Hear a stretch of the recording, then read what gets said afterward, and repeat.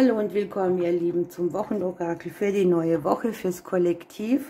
Bevor ich heute anfange, möchte ich euch darauf hinweisen, Sven und ich haben ein Experiment gestartet. Das könnt ihr morgen Abend um 19 Uhr sehen. Ich blende es auch nochmal im Community-Bereich ein. Es ist so mega faszinierend. Und zwar haben wir probiert, ein, ja, sagen wir mal, kartengestütztes Remote Viewing zu machen. Und Sven hat mir einen Zahlencode gegeben, nur eine Zahl, und darauf sollte ich legen, was die Karten dazu sagen. Die Karten sind auch rausgesprungen, so viel kann ich schon mal sagen. Es hat uns beide mega geflasht, als Sven es aufgeklärt hat, und er hat es natürlich in dem Video verarbeitet und es ist echt spannend und sehr interessant. Also wie gesagt, morgen Abend 19 Uhr, ich teile es hier auf meinem Kanal auch nochmal. Schaut mal vorbei, hinterlasst einen Kommentar dort, also wirklich grenzgenial.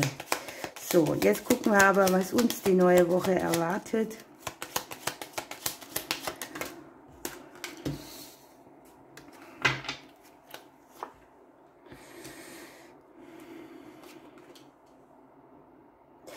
Uns erwarten Veränderungen, die lange nicht in Gange gekommen sind. Also möglicherweise habt ihr hier irgendwelche Situationen, wo sich nichts bewegt hat, wo kein Schrittchen nach vorne möglich war und ja, wo ihr einfach gedacht habt, das wird sowieso nichts mehr, und genau um das geht es jetzt. Etwas nimmt Fahrt auf.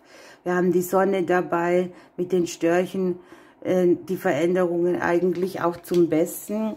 Und das Ganze wird hier verbunden sein mit Entscheidungen, die unser ganzes Leben betreffen. Das sind jetzt nicht nur die Sachen wie Haus, Geld oder, okay, hier sind zwei, gut, dass ich es noch gesehen habe, oder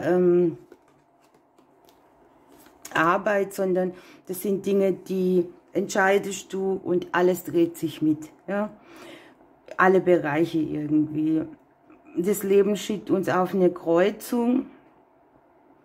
Wir haben gute Energien von außen, und wenn ihr euch da nochmal anguckt, im Hause des Lebens liegen die Entscheidungen drin und hier liegt das Leben im Haus des Tages. Also es gibt Umbruch in allen zentralen Lebensbereichen. Da, wo lange nichts passiert ist, wo schon die Langeweile und der Alltag einen so übertüncht und man verliert auch langsam den Glauben, genau in diesen Bereichen geht es jetzt schön weiter auf dem kurzen Weg. Die Energien, die von außen so viel Nebel mitgebracht haben oder viele Verstrickungen oder Stagnation pur, die werden hier beendet und kommen zum Aufblühen. Ne? Die kurzen Wege sind hier sehr sichtbar. Ich habe die guten Nachrichten, die hier über den Tisch gehen. Das sind Nachrichten, die bringen dir irgendwie eine Zusage mit, eine Herzensangelegenheit, die endlich in Schwung kommt. Wir selber legen uns ins Haus der Neubeginne rein oder des Neubeginns. Ich sage aber extra der Neubeginne, denn hier gibt es verschiedene Möglichkeiten und Optionen, die mit allen Lebensbereichen was zu tun haben.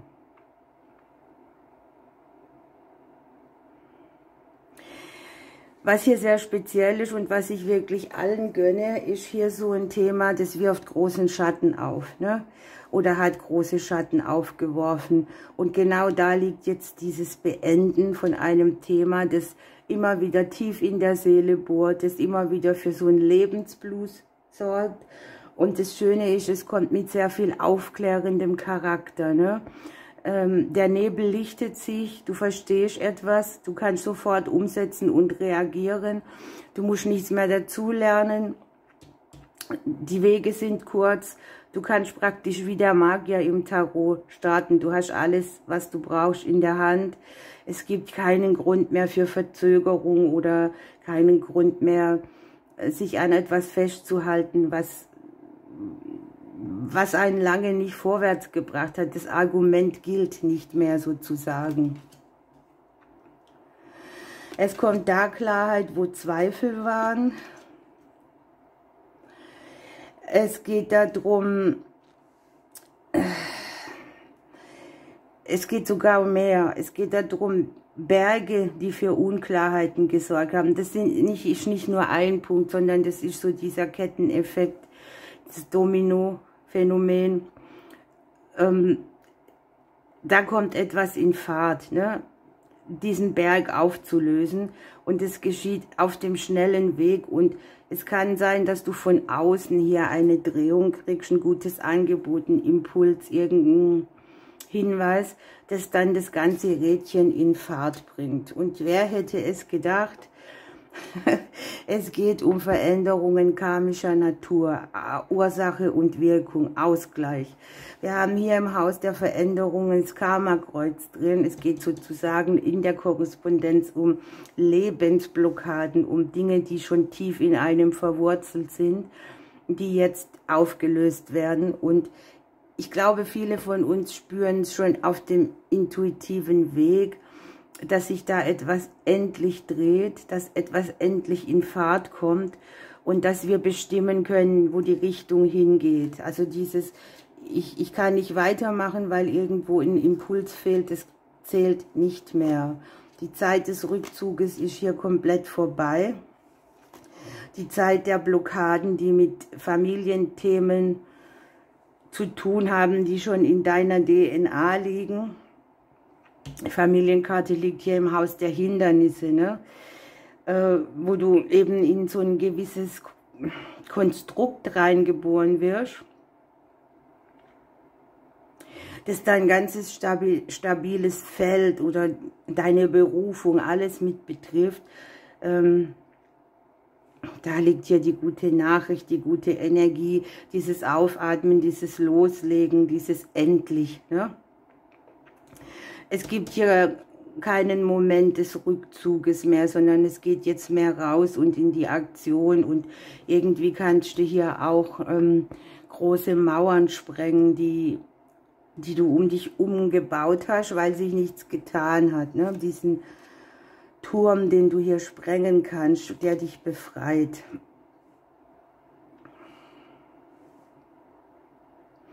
Ein altes Beziehungskonstrukt hat keine Kraft mehr. Wir schlagen ein neues Kapitel auf, das auch auf unserem Seelenplan ist. Deshalb kommt hier die Veränderung auch zu dem Zeitpunkt, den wir nicht bestimmen können. Zusammen auch mit dem Wissen, das wir brauchen. Also wir haben es schon, es gibt nichts mehr zu lernen.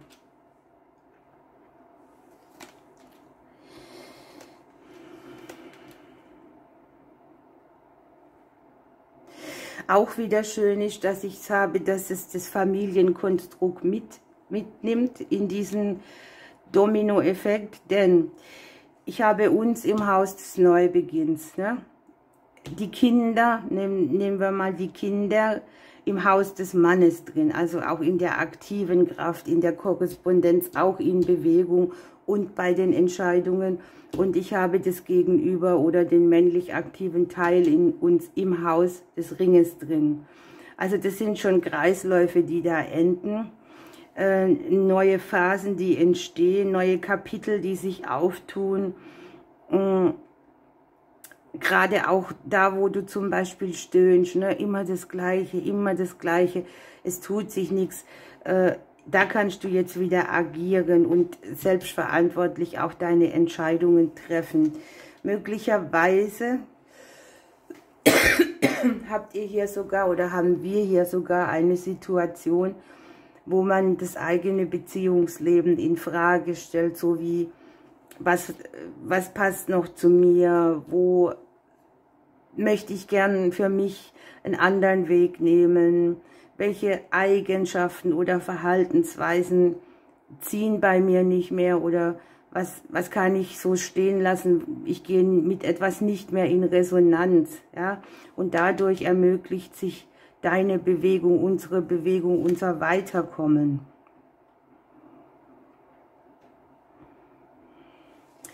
Das ist sozusagen auch etwas, das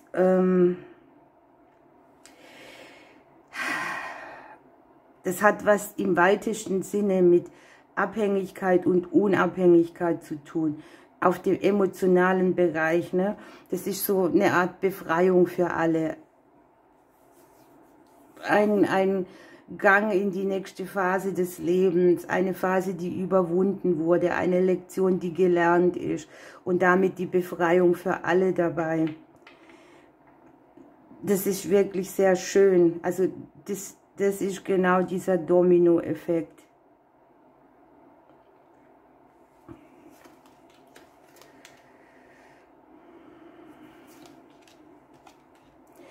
Im beruflichen Bereich habe ich auch Neubeginne drin, neue Aktionen, Umbrüche, die zu mehr Harmonie führen. Das können Kleinigkeiten sein, die man da mit einbezieht oder verändert. Sie legen auf jeden Fall mit auf der Entscheidungskarte und unsere Stabilität und unser berufliches Umfeld, die Dinge, an denen wir arbeiten, wir liegen sozusagen hier in der Mitte des Kartenblattes drin. Darum geht es. Das Fundament, der Boden, auf dem wir uns gehalten fühlen, wird sich hier, ich nenne es mal, so stabilisieren, dass du dich getragener fühlst. Was ich jetzt habe, ist Folgendes. Wir haben im Geldhaus den Konflikt. Das kann mit Geld von unseren Kindern zu tun haben oder von unseren Partnern, also auch wieder das Geld von allen. Und dieser Konflikt verhilft hier an sich auf einen anderen Weg. Ja? Wir haben die Geldkarte hier im Haus der Sonne drin. Das ist das gute Geld. Das ist jetzt nicht das, was sich im Alltag mal so zeigt, ein Fünfer mehr oder so, sondern das Geld im Hause der Sonne spricht schon von einem größeren Rahmen und möglicherweise kommt da auch irgendetwas auf einen zu, das so plötzlich vorhanden ist an Geld und es gibt deshalb Konflikt oder es geht darum, dieses Geld, das man erworben hat, dass man da keine Verluste haben möchte und dass dieses genau zum Konflikt führen kann.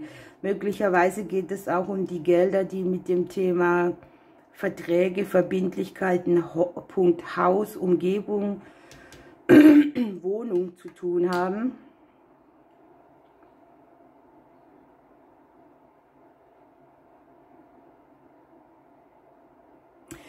Und ihr seht hier auch um das Geld an sich rum wieder viele Personen liegen. Ne? Das können, wenn du keine Eltern mehr hast, können das auch Ahnen, Themen sein, die mit dem Schlagwort Geld zu tun haben. Personen, die auf die Finanzen mit Einfluss nehmen oder die von deinem Kuchen was mit abessen wollen. Ja? Und daraus dann der entstehende Konflikt. An sich geht es um finanzielle Veränderungen. Die sind zwar mit ein bisschen Stress verbunden, aber hier doch mit Aufblühen. Es kann auch sein, dass ihr hier etwas investieren, das allen dienen kann, darf, soll. Ja? Das ist hier sehr speziell. Nochmal, für alle, die nicht arbeiten, ihr nehmt euch natürlich das Thema an, was arbeite ich im Leben, ja?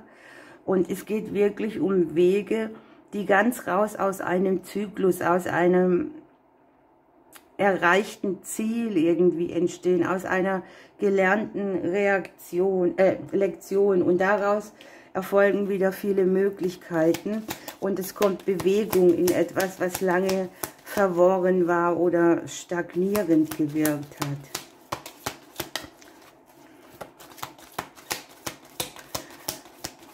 Vom Gefühl her kann es auch sein, dass du so zum Beispiel dieses ich kriege nicht genug oder ich muss mich immer in die zweite Reihe stellen, dass es um dieses geht, wo du jetzt sagst, mit mir nicht. Ja? Ich stehe für das ein, was mir zusteht. Dann haben wir den Pirol.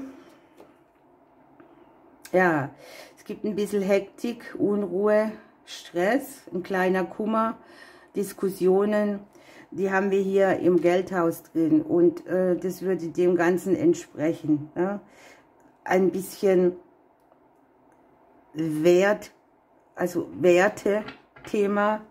Wem gehört was? Wie wird was verteilt? Was steht dir zu? Was musst du investieren, um deine Dinge voranzutreiben? Ihr seht ja auch das Pärchen an sich ein Stück weit auseinander. Jeder guckt in eine andere Richtung und das darf ja auch mal sein, denn wir haben alle auch zwischen den Pärchensachen unser eigenes. So, dann nehmen wir noch ein Signal aus dem Zauberwald.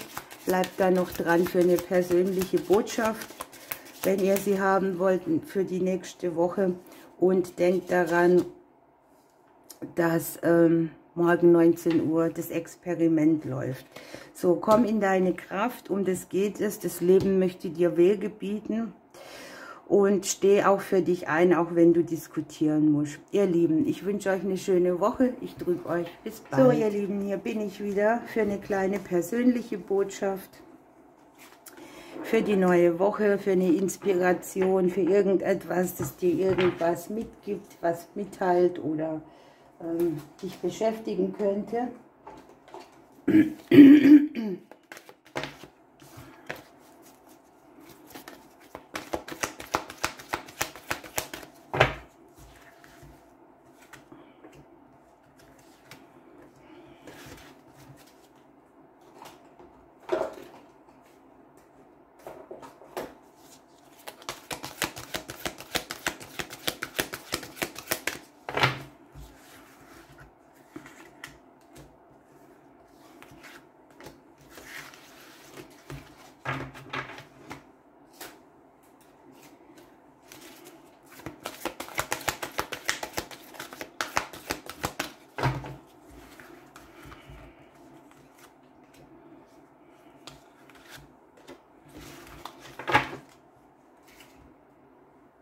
Ich hab's gleich.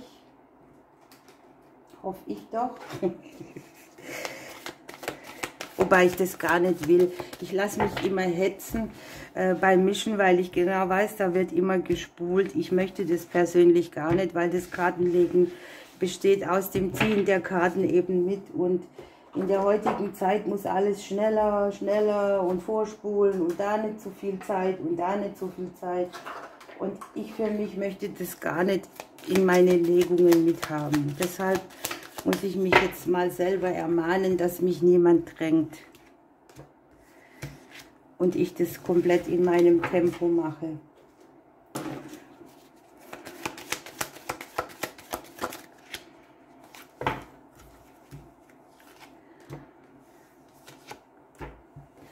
So.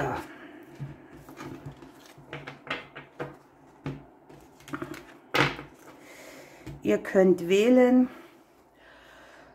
Ich glaube, dass ich den silbernen Buddha nehme. Und dann gucken wir mal.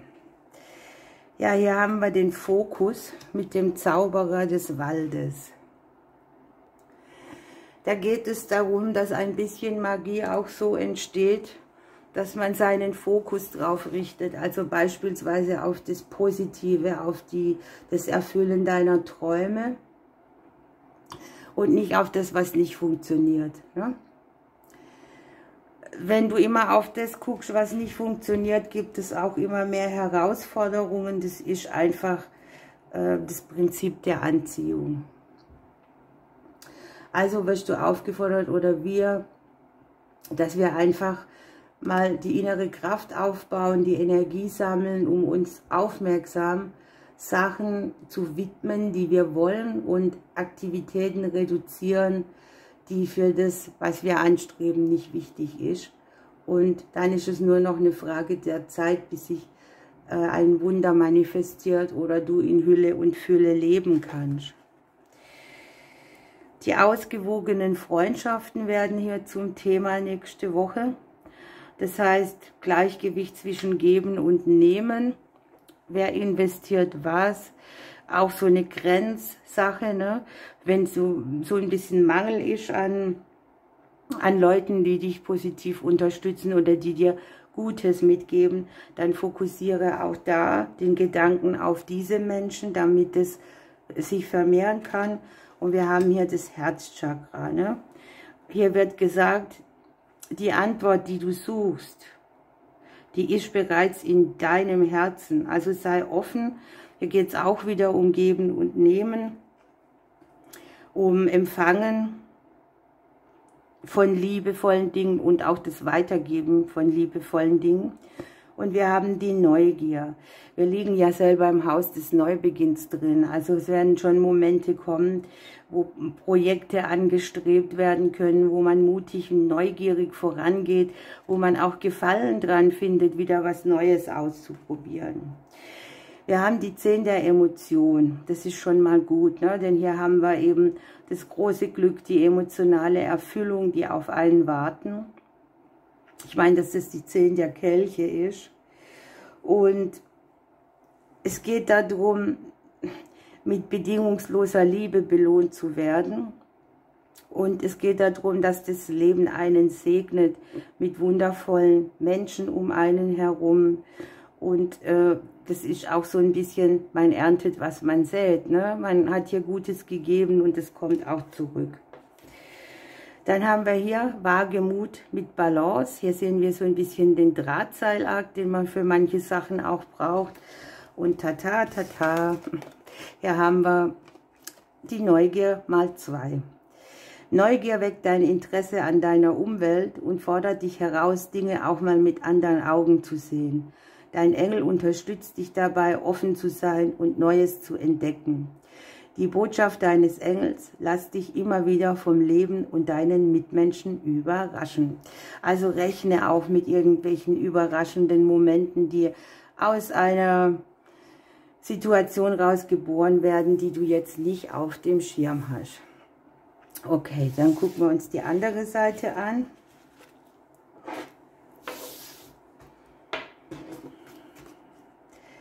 Ihr habt hier die Ruhe mit dem Spiegelsee. Ja, und die Karte sagt dir, wenn dir irgendetwas wehtut oder du leidest unter irgendetwas, dann kannst du in der friedvollen Stille oder Ruhe deine ganzen Gefühle genesen lassen, die höhere Wahrheit erkennen. Deine Seele liebt auch das Authentische, Aufrichtige und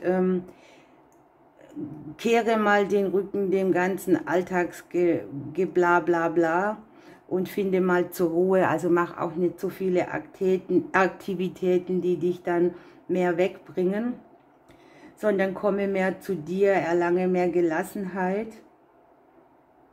und lass dir einfach Zeit auch nachzudenken, bevor du irgendwas vorschnell machst. Die heiteren Gedanken, du sollst dich hier auf deine Aufmerksamkeit eben auf die Segnungen in deinem Leben richten. Und das doppelt sich so ein bisschen, denn wenn da so Melancholie irgendwo mitschwingt, du guckst auf das, was du hast und du richtest den Fokus auf Dankbarkeit, dann verschwindet auch Negatives und der ganze Mantel, den du um dich herum gebaut hast. Hier geht es um die Klärung deiner Energie. Es geht um toxische Muster oder um ungesunde Muster. Und du darfst ja mal nach oben sagen, dass sie dir weggenommen werden, die du vielleicht schon an dir kleben hast. Dann haben wir das Thema Liebe. Die Antwort, die du suchst, ist Liebe. Wir haben hier, der Kopf denkt, der Bauch lenkt, das Herz weiß. Also den Einklang mit allem. Ja, mag auch sein, dass du sehr gedankenlastig bist und dir Szenarien zusammenmalst oder denkst, die eigentlich nicht zutreffend sind. Deshalb auch die Energie klären und die 5 des Denkens. Das passt, ne? Hier geht es um den Weg, den du eingeschlagen hast, der irgendwann mal richtig war und jetzt aber gibt es Herausforderungen und es gibt eine bessere Richtung, die am Ende viel, viel Mehrwert für dich hat. Und du kriegst ja aufgezeigt, dass Veränderungen notwendig sind, damit man wieder auf den richtigen Weg zurückkehrt. Und auch hier wird ausdrücklich gesagt, meide den Umgang mit negativen Menschen, die dich schwächen oder unerwünschtes Drama in dein Leben bringen. Denn oftmals ist es ja so, ne? Man fühlt sich ganz gut, es kommt einer und gibt bei dir ab und bäm, ist auch deine Laune dahin.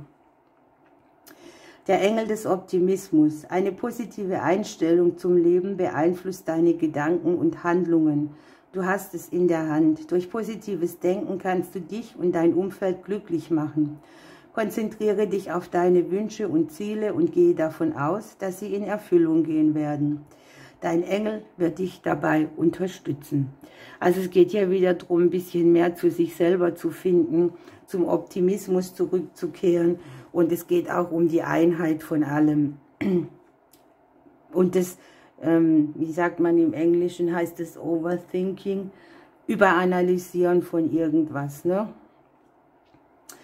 Dass das hier kontraproduktiv ist. Okay, ihr Lieben, ich wünsche euch eine wunderbare Woche. Ich drücke euch bis dann.